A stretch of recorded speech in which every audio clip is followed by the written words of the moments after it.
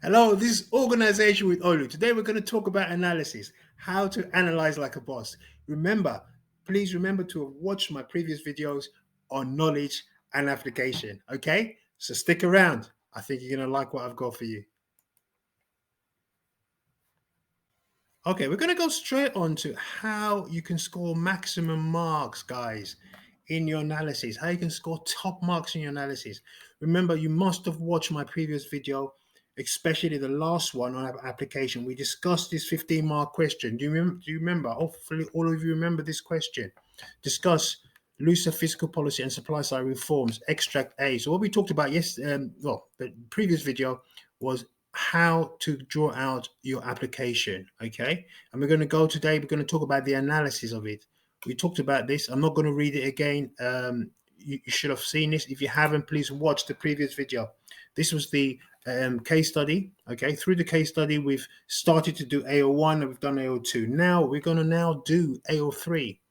Okay, but before we do AO3, let us go into this.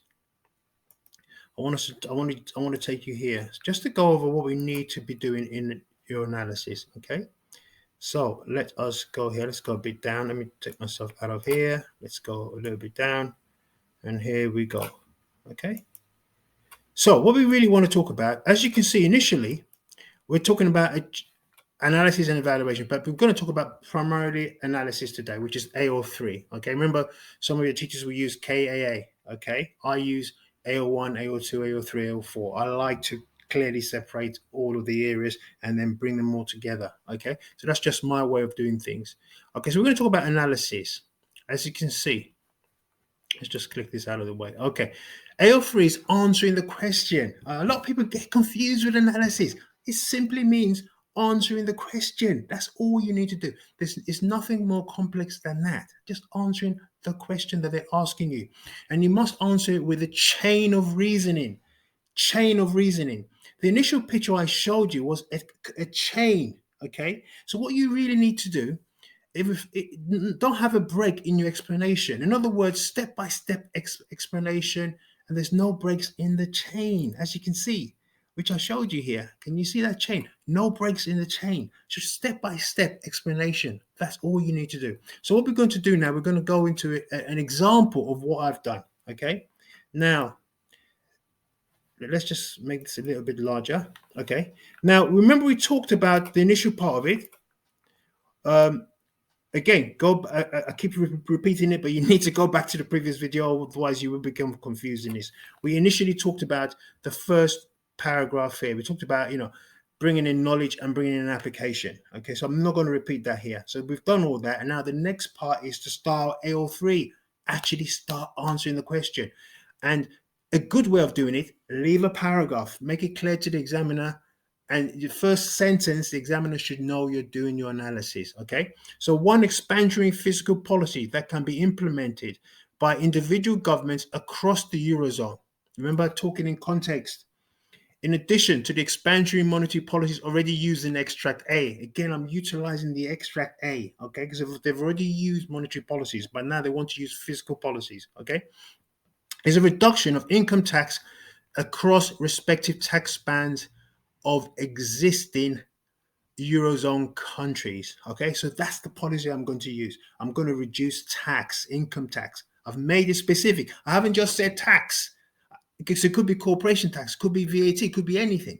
But what I've done is I've been very specific. Income tax. That's what you have to do to score top marks. Okay, primarily focusing on reducing tax for the lower income stroke middle income, as this group is more likely to utilize the increased disposable income as a result of income tax reductions. Okay, a rich person who suddenly has got more tax, has a reduction in tax, is not likely to suddenly, I'm going to go and buy a TV. I want to now go and buy a car that I've been saving up a lot of money for. They probably have 3 or 4 cars anyway. So they're not likely to just go out and spend money. They might probably buy more stocks and shares. They might buy a holiday home, or they literally probably just save. Their marginal propensity to save will increase. Whereas somebody who's in the lower income or just lower stroke middle income will probably need to spend that money. So if you want to stimulate aggregate demand, you're probably better off focusing on those groups. And that's what I've done. And if you do that, the examiner will know you actually know what you're talking about. Okay, so primarily focusing on reducing tax for the lower income stroke middle income, as this group is more likely to utilize the increased disposable income as a result of income tax deductions, therefore increasing their consumption, as their marginal propensity to consume for these income groups is likely to increase. Can you see what I've done? Showing my knowledge, okay? Very important. Consumption is a major component of aggregate demand. An increase in consumption, with all things being equal, this will shift AD to the right. This is shown in my analysis diagram below, okay? So I would normally draw a diagram below and show this, okay? As a reduction in tax gives a greater margin of propensity to consume, this pushes AD to AD1, keeping the inflation low, okay? I'm going to use a Keynesian diagram, and the idea is that you're not going to be at full employment, okay? You're going to use this to stimulate from AD to AD1, keeping inflation low. A spare capacity is still available. If you don't understand where the aspect of spare capacity comes from, watch my videos on the Keynesian diagram. We're not going to talk about that today, okay? It's something you should know. Go back to my previous diagrams and you should learn what spare capacity is on a Keynesian diagram. Okay.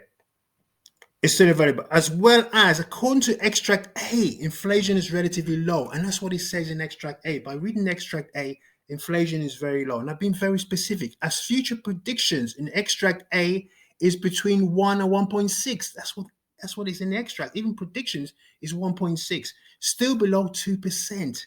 This is shown on my Keynesian diagram. How you show it in your Keynesian diagram? The price level, you simply put the price level maybe 1.6, something like that. Okay, so there's no inflation per se. There's no inflation that anybody needs to worry about. So you can afford to push out AD without having a corresponding increase in inflation. It's not going to be more than what is normal. Okay, so it's not going to go over the macroeconomic objective of 2%. So you can afford to push out AD because inflation rates are predicted to be low, not going to go beyond 1.6%. Okay.